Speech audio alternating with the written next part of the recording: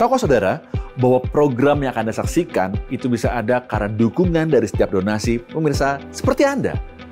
Dan itu memampukan kami Pijar TV untuk bisa menyiarkan program-program ini sampai ke seluruh pelosok Indonesia. Hanya karena donasi Anda, kami sampai hari ini bisa memberkati begitu banyak orang dan mereka bisa belajar bagaimana mengenal Tuhan dengan lebih baik. Saat ini ada cara unik untuk Anda bisa mensupport apa yang dilakukan oleh Pijar TV dengan klik tombol thanks dan Anda bisa mengirimkan super thanks. Dan dengan cara tersebut, Anda sebetulnya sedang mendukung kami untuk kami bisa memproduksi program-program baru yang memberkati lebih banyak orang. Pijar TV, salam terang bagi Indonesia.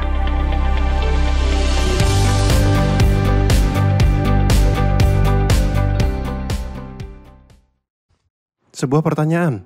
Dalam 1 Raja-Raja 15 ayat yang ke-33, kita memahami bahwa dalam tahun ketiga zaman Asa, Raja Yehuda, Baasa bin Ahia menjadi raja atas seluruh Israel di Tirsa. Ia memerintah 24 tahun lamanya, hampir pada tahun ke-26 pemerintahan Asa. Tetapi dalam 2 Tawarikh pasal 16 ayatnya yang pertama, pada tahun ke-36 pemerintahan Asa, Baasa Raja Israel maju melawan Yehuda dan merebutnya. Bagaimana dia naik jika dia sudah mati? Atau bagaimana cerita sebenarnya? Apakah dia naik ketika dia mati? Bagaimanakah ceritanya? Sebenarnya ayat yang disebutkan dalam 2 Tawarikh pasal 16 ketika berbicara tentang 36 tahun, ini adalah 36 tahun dari pembagian kerajaan utara dan selatan. Jadi saya dapat mengatakan bahwa 36 tahun adalah sejak berdirinya kerajaan tempat Asa berada. Tepat. Dr. Esam, kita akan membaca ayat ke-18. Tetapi Asa mengambil segala emas dan perak yang masih tinggal dalam perbendaharaan rumah Tuhan dan dalam perbendaharaan rumah raja dan menyerahkannya kepada pegawainya. Kemudian Raja Asa mengutus mereka kepada Ben-Hadad bin Tabrimon bin Hezion, Raja Aram yang diam di Damsyik. Mengapakah dia melakukan hal ini? Mengapa dia mengirimkan emas itu? Dia melakukannya karena dia merasa terancam. Dia ingin melindungi dirinya sendiri dan rakyatnya. Diancam oleh siapa? Oleh Raja Israel. Dikatakan sebelumnya, Baasa Raja Israel maju berperang melawan Yehuda. Dan ia memperkuat Rama dengan masuk mencegah lalu lintas kepada Asa, Raja Yehuda. Kepada Raja Asa, dia ingin merebut kerajaan Yehuda. Ia menjadi miskin dan lemah. Padahal hatinya utuh dan benar di hadapan Tuhan. Dia mulai meminta bantuan dari mereka yang bekerja sama dengan Baasa. Siapa yang bekerja sama dengan Baasa?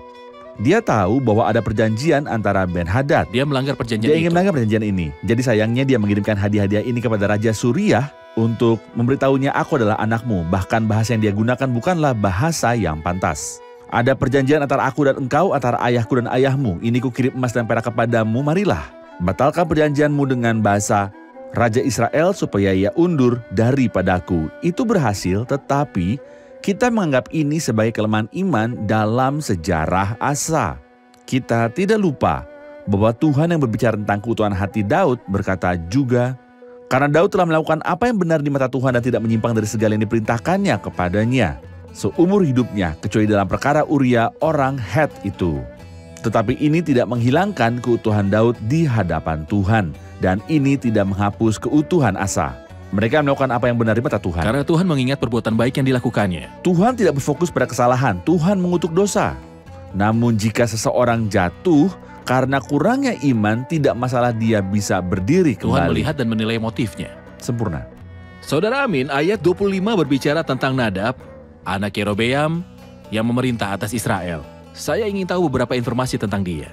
Nadab putra Yerobeam mulai memerintah Israel pada tahun kedua pemerintahan Asa. Dia memerintah hanya 2 tahun. Sayangnya dia adalah raja yang jahat seperti ayahnya. Ia melakukan apa yang jahat di mata Tuhan, serta hidup menurut tingkah laku ayahnya dan menurut dosa ayahnya yang mengakibatkan orang Israel berdosa. Setelah 2 tahun memerintah, ada konspirasi. Baasa bin Ahia dari keluarga Isakar bersekongkol dan membunuhnya. Kematian dari Nadab putra Yerobeam adalah penggenapan dari firman Tuhan yang diucapkan oleh Ahia orang Shilon, dan semua keturunan Yerobeam itu dimusnahkan. Saudara Esam, mulai dari ayat 33 sampai pasal 16 berbicara tentang Baasha, Raja Israel. Mohon komentar Anda tentang dia. Sungguh aneh bahwa manusia tidak belajar pelajaran karena Baasya diutus untuk membinasakan Nadab anak Yerobeam karena dosa-dosa Yerobeam. Dia tidak belajar dari itu. Dan dia tidak belajar. Jadi kita menemukan dia berjalan dalam dosa yang sama dari Yerobeam. Dia akan minum dari cawan yang dia berikan kepada anak-anak Yerobeam. Sayangnya inilah yang terjadi padanya di sini. Dia berjalan di jalan Rehobeam dan dalam dosanya yang membuat Israel berdosa. Dan karena itu Tuhan mengutus Yehu anak Hanani. Tuhan tidak berkompromi dengan kejahatan. Oleh karena itu engkau telah kutinggikan dari debu. Ini hanya disebutkan di sini. Dan kuangkat menjadi raja atas umatku Israel, tapi engkau telah hidup seperti Yerobeam dan telah menyuruh umatku Israel berdosa sehingga mereka menimbulkan sakit hatiku dengan dosa mereka. Bukan karena dia berdosa, tapi dia membuat orang-orang berdosa. Seperti yang dilakukan Yerobeam. Apa yang terjadi dengan Yerobeam akan terjadi padamu. Dia akan benar-benar menyapu keturunannya. Siapa yang mati daripada Baisa di kota dan akan dimakan anjing, dan yang mati daripadanya di padang akan dimakan burung yang ada di udara. Saudara Amin, siapakah yang datang setelah Baasya? Saya membayangkan raja manapun akan mengejarnya.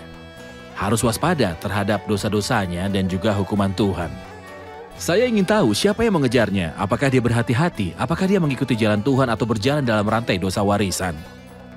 Sayangnya manusia tidak belajar dari sejarah. Seseorang seharusnya berada dalam hubungan dengan Tuhan. Firman Tuhan datang kepada Baasya melalui Yehu putra Hanani. Kita mendengar penghakiman yang menimpanya dan digenapi. Namun sayangnya manusia tidak mendengar firman Tuhan atau belajar dari sejarah. Pada tahun ke-26 Raja Asa, Elah bin Baasya memerintah atas Israel. Dia memerintah 2 tahun dan menjalani kehidupan yang jahat. Sayangnya pada saat itu dia terpikat dan akhirnya dikalahkan. Dia dapat dikalahkan karena dia mabuk selama masa periodenya. Pada saat itu dia mabuk di rumah Arza. Akibatnya Zimri, komandan dari setengah keretanya, berkonspirasi melawannya dan akhirnya membunuhnya. Itu adalah hal yang sangat sulit untuk dibunuh saat dia mabuk. Saya dapat mengatakan bahwa orang yang jauh dari Tuhan adalah pemabuk dan tersesat. Dia akan terkejut bahwa kematian telah datang kepadanya dan setelah itu kekekalan yang mengerikan menunggu. Sebenarnya pasal ini penuh dengan banyak revolusi. Zimri membunuh Elah dan dia akhirnya memerintah. Tapi sayangnya dia hanya punya 7 hari untuk memerintah. Dalam 7 hari ini dia melakukan 2 hal. Zimri menghancurkan semua rumah Baasa. Sesuai dengan firman Tuhan yang diucapkannya melawan Baasa oleh Nabi Yehu. Juga dalam 7 hari ini kejahatannya terungkap oleh karena segala dosa yang telah dilakukan Baasa dan Elah anaknya yang mengakibatkan orang Israel berdosa. Maksud saya adalah periode ini adalah 7 hari yang dihabiskan dalam kejahatan. Tapi kemudian dikatakan bahwa Omri melawan Zimri. Omri adalah komandan tentara. Dan ketika persekongkolan itu terjadi, orang-orang berkata bahwa Zimri telah membunuh raja. Rakyat mengangkat Omri sebagai raja karena ia adalah panglima tentara Israel pada waktu itu. Omri memasuki kota tempat Zimri berada, merebutnya dan membukanya. Setelah Zimri memerintah hanya 7 hari, ia menemukan bahwa kota itu diambil darinya. Dia pun bunuh diri dengan membakar dirinya sendiri. Konspirasi lain terjadi. Setelah Omri mengambil alih kerajaan, ada juga yang lain bernama Tipni. Dia menarik beberapa orang. Sebuah perpecahan terjadi di Israel. Itu adalah periode konspirasi, perang, dan perpecahan yang sangat gelap. Pertempuran internal terjadi.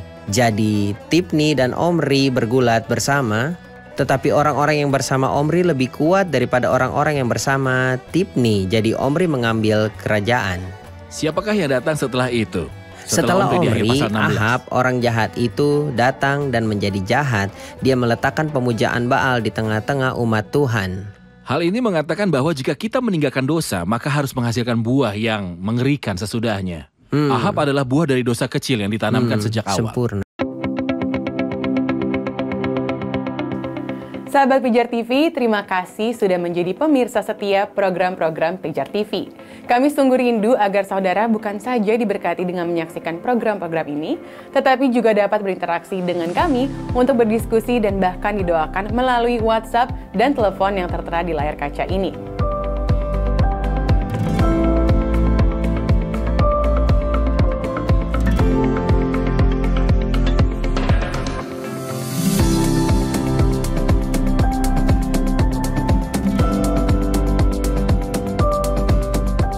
Hubungi kami sekarang melalui WhatsApp, tim Respon Pijar TV siap untuk melayani saudara.